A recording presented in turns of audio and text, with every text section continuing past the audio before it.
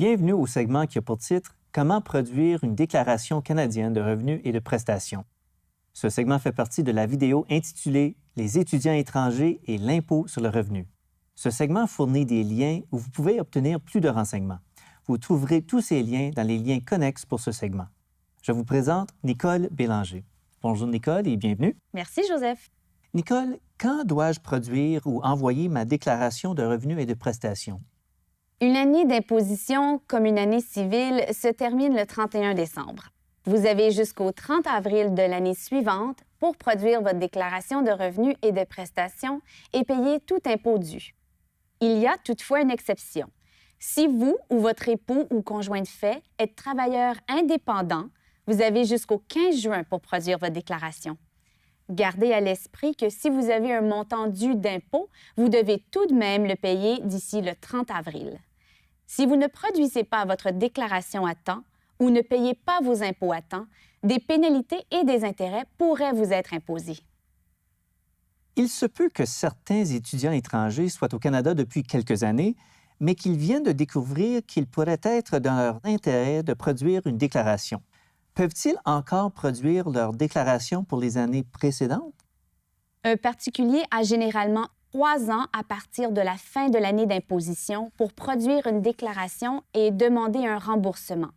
Il y a toutefois des situations exceptionnelles où vous pourriez avoir droit de produire votre déclaration après l'échéance de 3 ans. Pour en savoir plus, consultez la circulaire d'information en matière d'impôt sur le revenu, IC 07-1, intitulée « Dispositions d'allègement pour les contribuables ». Supposons que je dois produire des déclarations de revenus pour plusieurs années et payer de l'impôt. Y a-t-il une façon de réduire les pénalités et intérêts? Vous pourriez avoir le droit d'utiliser le programme des divulgations volontaires de l'ARC. Pour en savoir plus sur ce programme, allez à www.arc.gc.ca/divulgation volontaire. En tant qu'étudiant étranger, quelle trousse d'impôts et de prestations devrais-je utiliser? Cela dépend de votre statut de résidence et du revenu que vous déclarez. Il a précédemment été question des différents statuts de résidence dans le segment de la vidéo qui a pour titre « La résidence et pourquoi elle est importante ». En tant qu'étudiant étranger, vous devez utiliser la trousse générale d'impôts et de prestations pour la province ou le territoire où vous viviez le 31 décembre ou la trousse d'impôts et de prestations pour les non-résidents et les résidents réputés du Canada. Disons que je suis un étudiant étranger qui, aux fins de l'impôt, a résidé au Canada pendant toute l'année. Quelle trousse d'impôts devrais-je utiliser?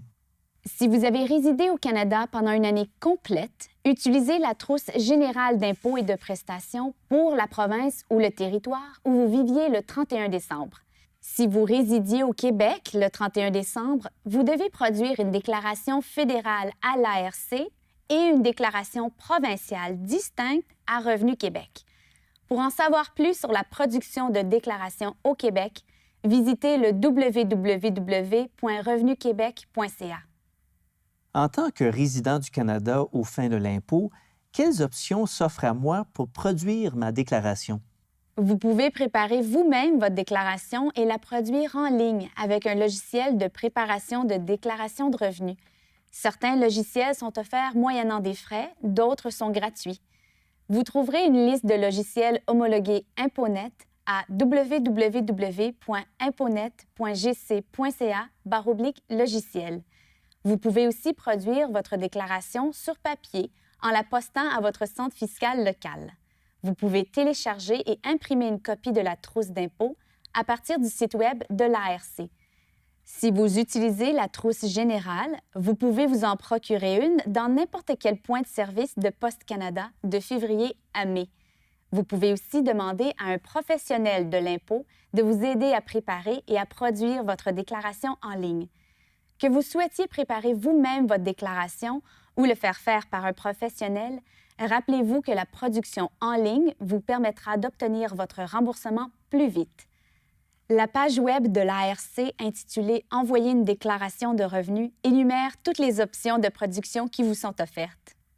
Disons que je suis un étudiant étranger qui est récemment arrivé au Canada et qui est devenu un résident du Canada au cours de l'année.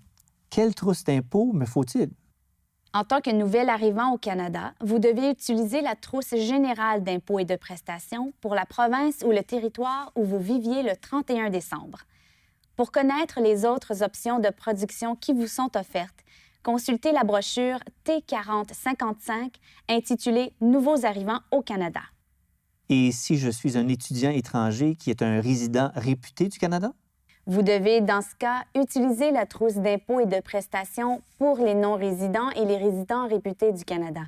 Vous trouverez une liste complète d'options de production pour les résidents réputés dans le guide 5013-G intitulé « Guide général d'impôts et de prestations pour les non-résidents et les résidents réputés du Canada ». Je vous suggère de lire tout particulièrement la partie qui s'intitule « Comment produire votre déclaration » dans la section qui a pour titre « Remboursement ou solde dû ». Supposons maintenant que je suis un étudiant étranger qui est un non-résident du Canada aux fins de l'impôt. Quelle trousse d'impôt dois-je utiliser? En tant que non-résident du Canada, le type de revenu que vous gagnez a une incidence sur la déclaration que vous devez produire. En règle générale, vous devez utiliser la trousse d'impôts et de prestations pour les non-résidents et les résidents réputés du Canada. Toutefois, si vous déclarez seulement des revenus d'emploi gagnés au Canada, utilisez la trousse générale d'impôts et de prestations pour la province ou le territoire où vous avez gagné le revenu. Vous devrez aussi remplir l'annexe D.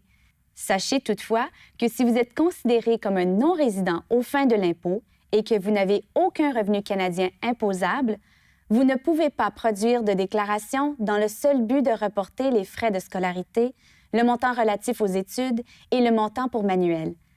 La page Web intitulée « Exceptions » énumère toutes les situations où un non-résident pourrait devoir produire un autre type de déclaration. Quelles sont les options de production pour les non-résidents? Toutes les options de production se trouvent dans le guide 5013-G dans la partie qui s'intitule « Comment produire votre déclaration ».